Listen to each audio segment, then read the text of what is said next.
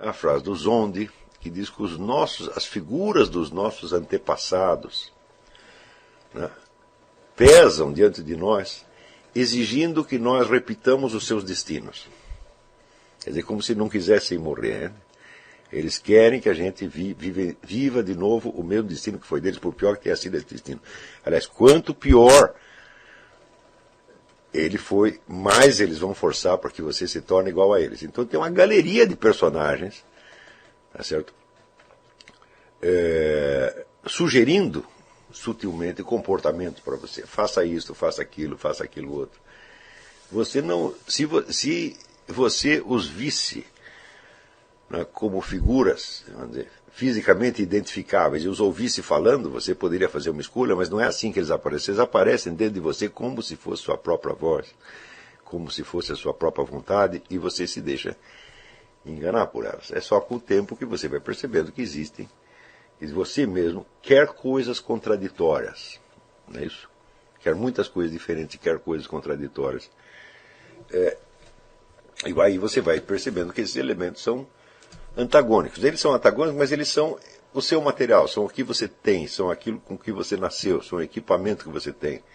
E você vai ter que fazer um arranjo. Note bem, eu não estou falando da circunstância externa que você vai se encontrar durante a vida, estou falando daquilo que já vem com você. Já vem com você, faz parte é a sua herança, mas não é você.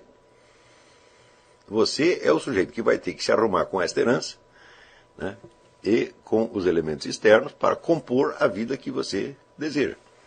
Não é isso?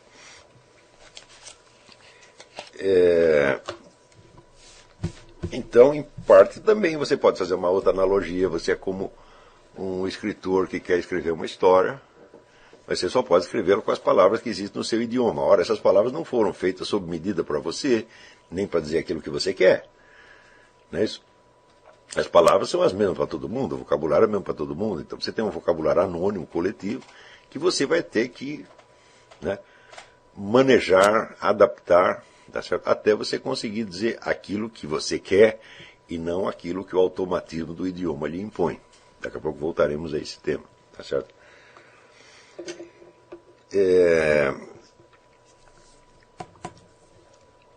Então, esses elementos hereditários, embora eles venham com você,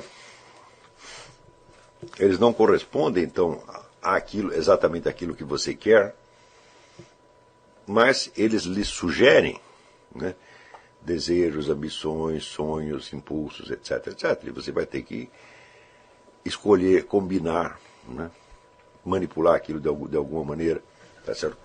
Como um arquiteto que reúne vários materiais heterogêneos para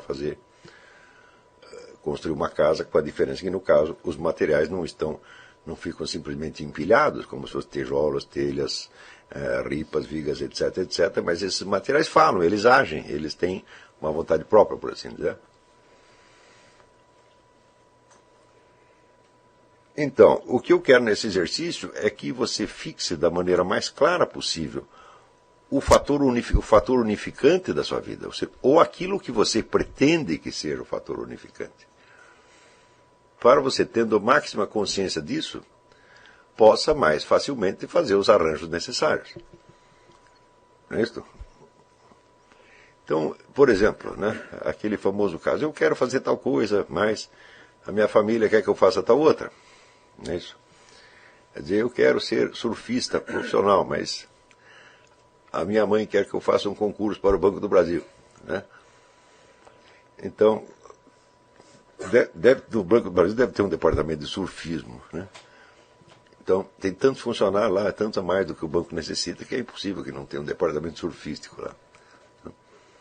Eu lembro que o meu irmão trabalhou lá um tempo, eu lembro que eu fiquei impressionado pelo serviço psiquiátrico do Banco do Brasil. Né? Tinha o mais vasto serviço psiquiátrico do Brasil, porque tinha uma reserva de aproximadamente 40% de loucos, né, que trabalhavam ali, então tinha que manter aquele serviço. Que tinha 40% do tempo, nunca estavam trabalhando, eles estavam sempre internados nos hospitais psiquiátricos. O próprio banco os enlouquecia e daí os mandava para o hospício e pagava o tratamento. Né? Tinha um primo meu que ficou lá um tempão, né, e ele Acho que ficou 20 anos no Banco do Brasil, deve ter trabalhado 18 anos e meio aproximadamente. Não, trabalhou 1 ano e meio, 18 anos e meio. Né? Ficou vivendo ali por conta do serviço psiquiátrico.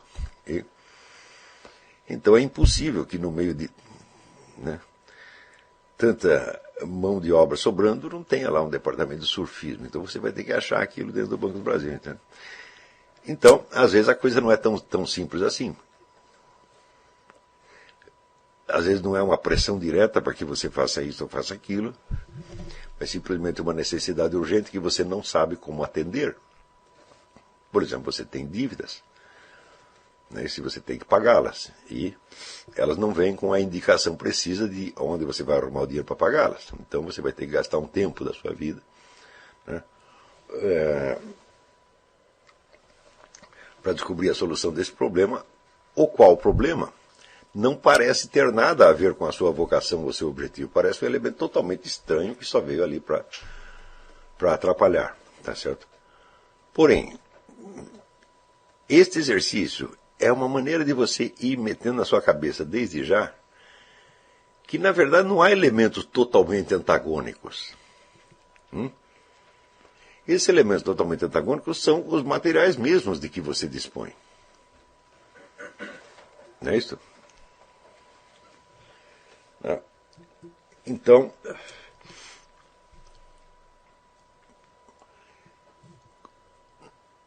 na Bíblia você encontra este exemplo. Quem diria que Jesus Cristo ia realizar a sua vocação precisamente através dos indivíduos que o mataram? Né? Quer dizer, este é o exemplo máximo, né, da vitória obtida através da derrota. Não é isso? Então, como diz ele, é preciso que a profecia se cumpra. Então é preciso que o matem para que ele possa ressurgir dos mortos e aparecer para as pessoas e falar com elas. Né? Claro que você não vai fazer isso assim tão facilmente quanto você imagina, mas este é um exemplo extremo, né, de que os antagonismos, né, que a Bíblia coloca, os inimigos da alma, o mundo, o diabo e a carne. Né? Então, o mundo é justamente isso aí que eu estou falando, quer dizer, a famosa circunstância do Ortega y Gasset, e, sobretudo, é o ambiente social no qual você vive. Tá certo? O ambiente social que é constituído, em primeiro lugar, pelo seu círculo de amigos. O círculo de amigos é um elemento altamente corruptor. Tá certo? E eu acho que é o mais difícil de você manipular. Às vezes um inimigo é mais fácil de você integrar no seu plano do que um círculo de amigos que lhe vende a sua afeição a preço altíssimo. Não é isso? Quer dizer que para você continuar sendo amigo deles, você precisa fazer isso, mais aquilo, mais aquilo, mais aquilo, e tudo isso pode ser bastante antagônico com os seus objetivos de vida. Né? Também as pessoas que te atraem de algum modo, né? As mulheres ou homens pelos quais você tem atração e que podem ser pessoas que concorrem para o seu objetivo ou que o atrapalham. Num caso ou no outro, né? Amigos, namorada, né? Parente, esposa, filha, etc, etc. Tudo isto pode e deve ser integrado de alguma maneira. Mas, em geral, você vai ter que proceder a uma integração dialética, a integração do antagonismo. Não é isso?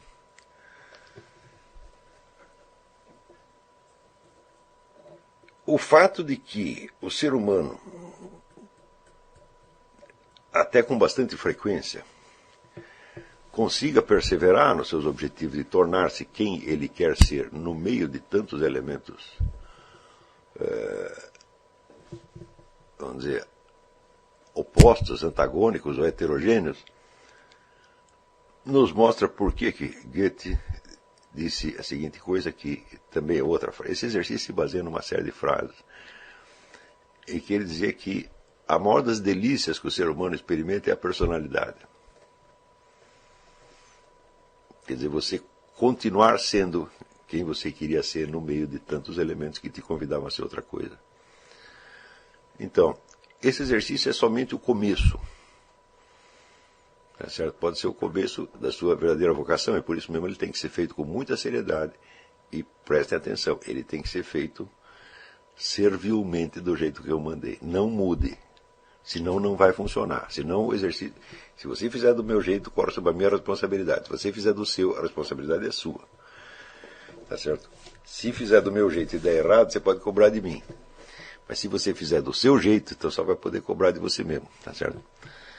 Então, eu já apliquei esse exercício inúmeras vezes e sempre funcionou. Eu acredito que todas as pessoas que o fizeram adquiriram uma clareza muito maior sobre suas vidas, sobre suas personalidades, sobre seus valores do que tinham antes. Tá certo? E isto, evidentemente, nos coloca já na pista de um elemento fundamental para o estudo da filosofia. A filosofia não é uma disciplina escolar que você possa aprender tal como você aprende outras disciplinas, simplesmente assimilando o legado, né, de conhecimentos e de descobertas que a compõem. A filosofia realmente não é assim. E para você compreender, por exemplo, a história da biologia, você não precisa ser um biólogo, de maneira alguma. Por quê? As investigações e as conclusões que a biologia realizou, que os biólogos realizaram ao longo do tempo, compõem um estado de coisas na ciência atual que pode ser assimilado por mera informação. Você não precisa praticar a biologia para entender aquelas coisas. Não é isso? Mas no caso da filosofia realmente não é assim. Quer dizer, a aquisição da cultura filosófica é um elemento importante no estudo da filosofia, mas eu não creio que ela ocupe mais de 10% do território. Não é?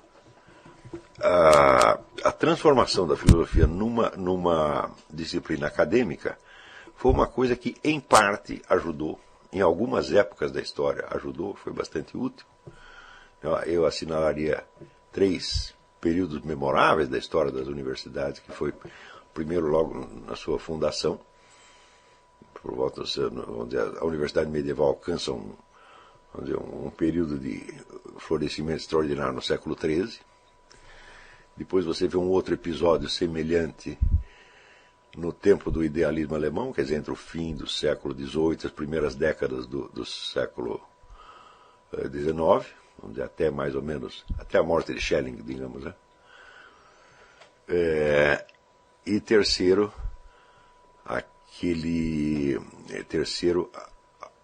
a Universidade Austríaca, esse fenômeno que aconteceu justamente no período em que ali estudavam, né, o Eric Voegelin e o nosso Otto Maria Carpo, mais ou menos na mesma época. Quer dizer, seriam as primeiras décadas do século XX.